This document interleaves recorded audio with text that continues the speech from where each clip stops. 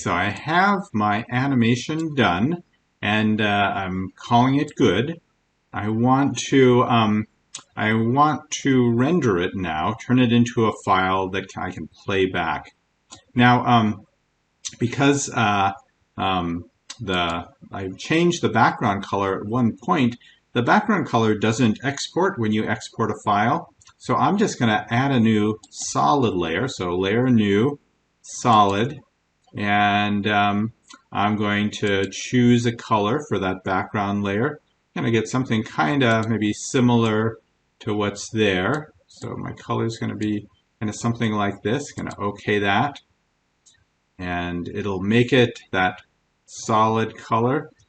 Fill the whole screen. There it is. It fills the whole screen. I'm going to drag it down to the bottom layer. And there it is. So hopefully I can read my text. If I can't, I can always click on that layer. Go Layer, Solid Settings. Maybe I want to darken it up a little bit so I can see my text better. So I'm just going to roll this down. Maybe make it a little bit, the color a little different than my puppet color. And it looks a little more readable now. So the puppet blinks and the puppet does blink. Okay. So added just a background. If I want to label that, I'm going to I'm going to click on that layer, hit enter. I'm just going to call it BG for background. Okay. So now I have my nice little 5-second bit of animation. I want to turn it into a file. There's a couple ways to do that. I'm going to go to the composition drop-down menu, and there's two options: add to Adobe Media Encoder queue or add to the render queue. So the render queue is something that's right inside of After Effects. It's After Effects render engine. So render queue here. There's a couple things I want to adjust in here to render it out. One is right here, the output 2. That's where you set the location where you're going to save it. I'm going to save it on the desktop. And so I'll just click Save there. The other is the output module, this bottom one. I'm going to click on where it says high quality in blue. I'm going to click on that and see what options I have to save it. Save it a QuickTime file, that's going to be fine. If I click on Format Options, it shows me the formats I have available. The Apple ProRes 422 is going to be just fine as well. One thing you might want to check is the audio output.